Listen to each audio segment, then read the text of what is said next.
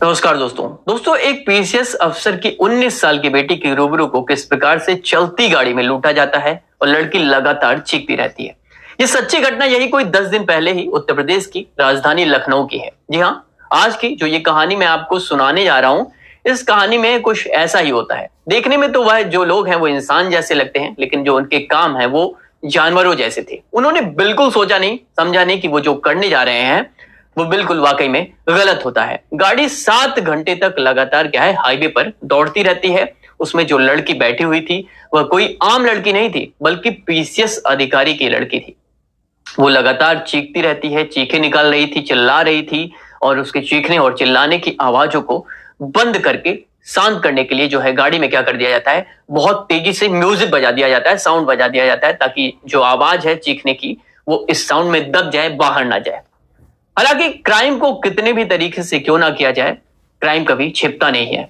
आज की जो सच्ची घटना मैं आपको सुनाने जा रहा हूं, वो घटना जो है उत्तर प्रदेश की राजधानी लखनऊ की ही है। और इसी राजधानी लखनऊ से सटा हुआ थाना एक लगता है वजीरगंज। दरअसल घटना तो 5 दिसंबर 2023 अभी हाल की है, लेकिन उस लड़की ने अपने परिवार वालों को समय पर इसकी जानकारी नहीं बताई और समय ना बताने की वजह से 1 से 2 दिन जो है और बीत जाता है और तारीख 10 दिसंबर 2023 की आ जाती है। वो लड़की अपने परिवार वालों के साथ थाने पहुंच जाती है। वजीरगंज थाने जाने के बाद उसके ऊपर जो भी उसकी बीती घटी वो पूरा थाने में बयां करती है और बयां करते करते रो रो कर उसका बुरा हाल हो जाता है। दरअसल जो लड़की है वो लखनऊ शहर के नामी जानी कॉलेज में पढ़ती है। उसकी उम्र लगभग यही तकरीबन 19 साल के आसपास है। उसके पिता पीसीएस अधिकारी हैं, जिनकी पोस्टिंग लखनऊ के अंदर ही है, यही लखनऊ राजधानी। वह लखनऊ के केजीएमयू जो कि एक मेडिकल कॉलेज है, मेडिकल कॉलेज में एक मानसिक चिकित्सालय है, वहां पर वह कई महीनों से क्या करती थी, लगातार जाया करती थी, ताकि अपने दिमाग का क्या करे, इलाज करा सके। इसलिए कुछ स्ट्रेस था, लड़की कुछ दिक्कत थी, कुछ टेंशन में थी, उसे खत्म करने के लिए वो क्या करती थी, केजीएमयू जाया करती थी। और एक दिन यानी कि यही 5 दिसंबर जो अभी बीता है 2023 का, जब वो डॉक्टर के पास जाती है, जहां उसका अपॉइंटमेंट तो है वो बुक रहता है, तो अपॉइंटमेंट के बाद वह जैसे ही केजीएमयू हॉस्पिटल के क्या कहते हैं बाहर निकलती है, बाहर निकलने के बाद एक चाय की टपरी होती है, चाय की टपरी पर बैठकर ये जो लड़की है वो अक्सर चाय पिया करती थी। क्योंकि कई बार ऐसा होता था कि जब वह वक्त से पहले मेडिकल कॉलेज पहुंच जाया करती थी, तो जो है वक्त बिताने के लिए, समय बिताने के लिए वह अपना कहीं ना कहीं खड़ी हो जाया करती थी, बैठ जाया करती थी। तो ऐसे में उस चाय की टपरी के आसपास वो अमूमन बैठा करती थी, आना जाना होता रहता था। चाय की टपरी चलाने वाला और कोई नहीं था, इसका नाम था सत्यम मिश्रा। अब लड़की सत्यम मिश्रा से बोलती है कि भैया जो है वो चाय बना दो, और जैसे ही चाय बनाने के लिए सत्यम लग जाता है, तभी वह कहती है कि भैया मेरा जो मोबाइल है वो बिल्कुल डिस्चार्ज हो चुका है, और एक रिक्वेस्ट करती है कि घर वालों का हो सकता है कि फोन आ रहा हो, और आप एक काम करो कि घर वाले ऐसा ना हो कि परेशान हो, तो आप मेरा जो मोबाइल है वो चार्जिंग पर लगा सकते हो। तो लड़के ने कहा कि दीदी कोई दिक्कत नहीं है, कोई परेशानी नहीं है, आप मुझे अपना मोबाइल दे दीजिए। सामने एम्बुलेंस खड़ी हुई है। अब देखिए, कहता है सामने एम्बुलेंस खड़ी है, इस एम्बुलेंस में मैं तुम्हारा मोबाइल लगवा देता हूं और वह वहां चार्ज हो जाएगा। जितनी देर में आप चाय पियोगी इतनी देर में काफी हद तक आपका जो मोबाइल है वो चार्ज हो जाएगा। अब उस लड़की को क्या हो, तसल्ली हुई, क्योंकि वह कई महीनों से यहाँ आ रही थी और जब भी यहाँ आती थी तो आकर जो सत्यम के पास क्या करती थी, चाय पिया करती थी। और ठीक वैसा ही हुआ आज भी।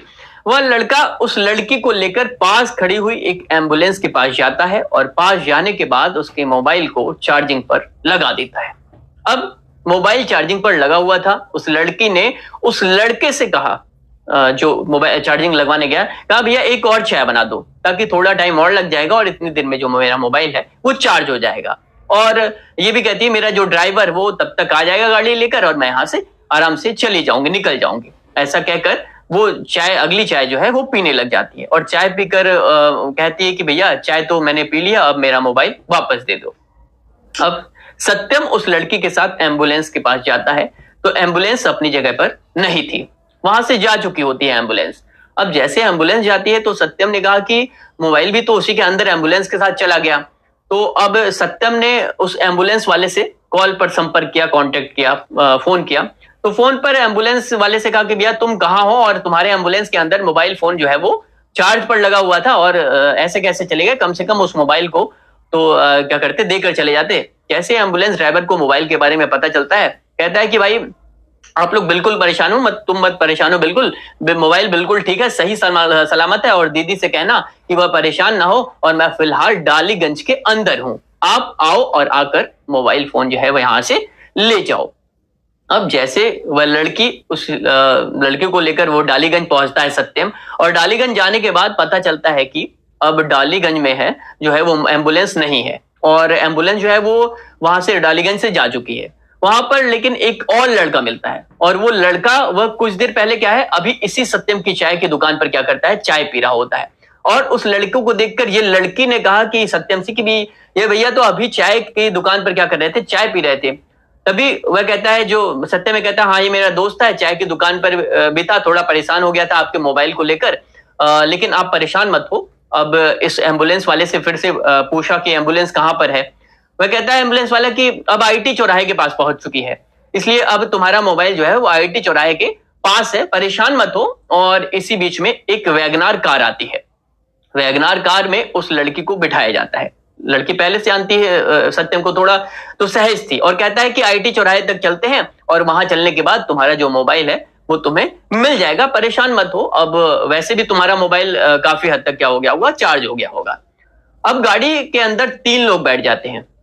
एक लड़का जिसका नाम सत्यम होता है, दूसरा लड़का जिसका नाम असलम होता है, जो कि बाजारा बाजारा कुछ ऐसा खाला एक जगह लगती है लखनऊ में, वहां का रहने वाला होता है। और तीसरा लड़का जो भी कार लेकर आया था, इसका नाम था मोहम्मद सुहेल, जो कि बाजारा खाला का ही रहने वाला था। 3 लड़के एक लड़की अब आईटी चौराहे की तरफ चल देते हैं, लेकिन जैसे ही आईटी चौराहे की तरफ जाते हैं, वहां जाकर देखते हैं तो वहां एम्बुलेंस खड़ी नहीं होती है।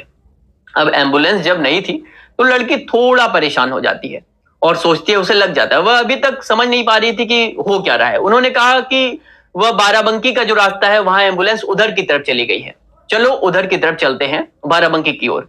अब वह अपनी वैगनार कार लेकर इन 3 लड़कों के साथ वह लड़की चली जाती है बाराबंकी की तरफ। वहां पर एक जगह सफेदाबाग एक जगह लगती है। अब काफी वक्त हो चुका था, 1-2 घंटे बीत चुके थे, उस लड़की को भूख लग रही थी। तभी सत्यम ने, जो चाय वाला था, सत्यम ने कहा कि अगर दीदी आपको परेशानी ना हो, आपको कोई ऐतराज ना हो, तो आप कुछ खा लो, हो सकता है थोड़ा खा लोगी तो थोड़ा तसल्ली हो जाएगी, और उसके बाद फिर मोबाइल भी आपको जल्दी मिल जाएगा। तो अब उस लड़की को ढाबे पर लेकर जाते हैं ये लोग, और वहां जाने के बाद खाना लग जाता है, और खाना लगता है तो खाना खाते खाते अब लड़की को वो वापस कार में लेकर आते हैं। और जैसे कार में लाते हैं तो उस लड़की की खाने खाने के बाद जो है, अब उसकी जो हालत है वो पहले जैसी नहीं थी, बल्कि उसे ऐसा लग रहा था कि जैसे कि उसे नींद आ रही हो। यानी कि उस लड़की को मतलब खाने में कुछ खाने पीने की चीज में कुछ ऐसा मिला दिया गया था, कुछ नशीली पदार्थ को मिलाकर उसे खाने में दे दिया गया था, और नशीला पदार्थ मिलते ही उस लड़की की हालत पहले जैसी नहीं थी, वो काबू में आ चुकी थी आराम से उन लड़कों के। तभी उन लड़कों ने उस लड़की के साथ बदतमीजी करना शुरू कर दिया।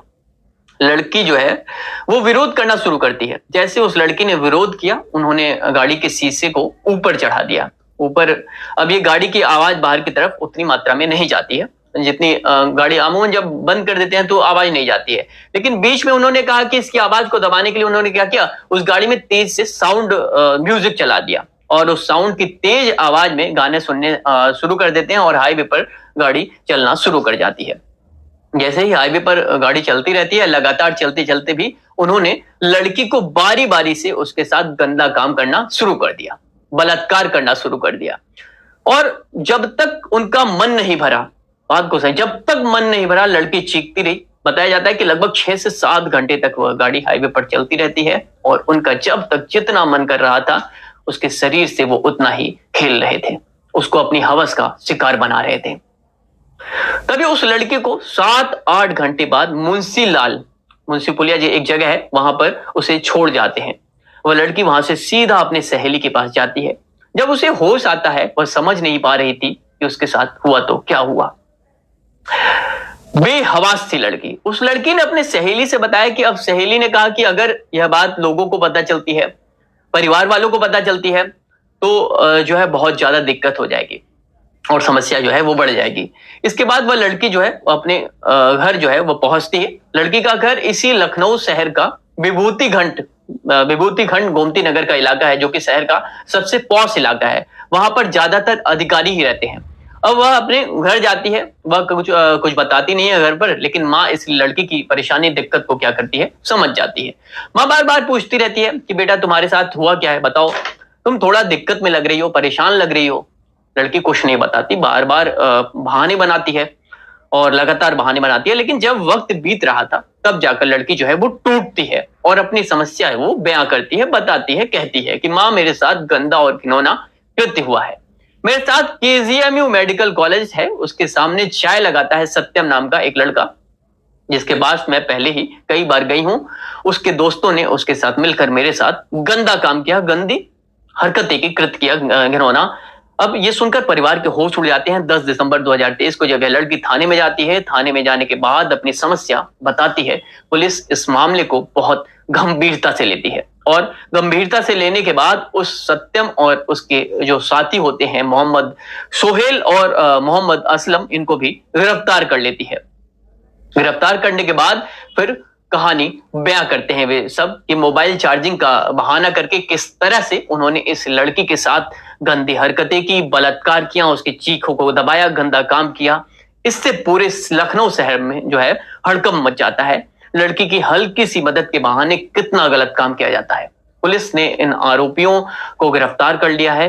गिरफ्तार करने के बाद इन आरोपियों को जेल भेज दिया और उस लड़की का मेडिकल परीक्षण कराया गया। बताया जाता है कि 10 से 11 दिसंबर तक उसका लगातार जो है वो इलाज चल रहा था, ताकि डॉक्टर उसकी जो है वो काउंसलिंग करके उसे तसल्ली दे सके, जो भी हुआ उसे भूलने की वो कोशिश कर सके। लेकिन अंततः फाइनल क्या है, एक प्रश्न उठता है कि क्या किसी पर भरोसा किया जाए आज के वक्त में, आज के डेट में, या नहीं। आप लड़कियां अमूमन आप जाते हैं, आप कोचिंग सेंटर्स में जाते हैं, आप अपने आसपास जाते हैं, कहीं अमूमन आप अपना कुछ खरीदने जाते हैं, तो जब लगातार आप उस शॉप पर जाते हैं तो एक भरोसा बन जाता है कि हाँ ये भाई है, ये भैया है, ये बंदा है, ये इसे मैं पहचानती हूं, इस पर भरोसा कर सकती हूँ। आप लगातार कई महीनों से उसके पास जा रहे हो, लेकिन वही बंदा अगर असली गुनाहगार निकल आए तो क्या है। समाज का भरोसा उठने लगा है, समाज अपने भरोसे पर कायम नहीं है। किसी पर किस पर भरोसा किया जाए। अगर लड़की एक आम लड़की नहीं थी, पीसीएस अधिकारी की लड़की थी, प्रतिदिन उस लड़की को एक सरकारी गाड़ी में छोड़ने आता था ड्राइवर उसे, आज थोड़ा लेट हुआ तो उस लड़की के साथ ये घटना घट गई। और पता था उन्हें कि ये लड़की जो है वो पीसीएस अधिकारी की लड़की है, उसके बावजूद भी उसके साथ गंदी हरकतें करी गई, उस 7 से 8 घंटे उसका रेप किया गया। सुरक्षित कैसे रहे इंसान। लेकिन अंततः कोई कितना भी सातिर हो, वही कहा गया है ना कि आप कितना भी सातिर हो, अगर आप क्राइम करते हो तो आज नहीं तो कल आप पुलिस की गिरफ्त में आओगे ही आओगे। वीडियो कैसी लगी, वीडियो को कमेंट सेक्शन में बताएं। और ये सच्ची घटना आप और भी साइट्स पर सर्च कर सकते हैं, पढ़ सकते हैं इस मामले में। ये सच्ची घटना उत्तर प्रदेश की राजधानी लखनऊ की है। अगर आप पेरेंट्स हैं तो अपने बच्चों तक अपने ये वीडियो शेयर करें ताकि वे भी सचेत रहें, किसी पर खुली आंख से भरोसा ना करें, चीजों को बिल्कुल सचेत होकर अपने आसपास इर्द गिर्द किसी पर ब्लाइंड तरीके से भरोसा ना करें। वीडियो कैसी लगी, इस वीडियो को अधिक से अधिक शेयर करें, टेलीग्राम पर शेयर करें, व्हाट्सएप पे शेयर करें, ताकि और लोगों तक भी ये वीडियो पहुंचे और जो लड़कियां हैं वो सचेत रहें। चलिए, बहुत बहुत धन्यवाद, शेयर करते रहें।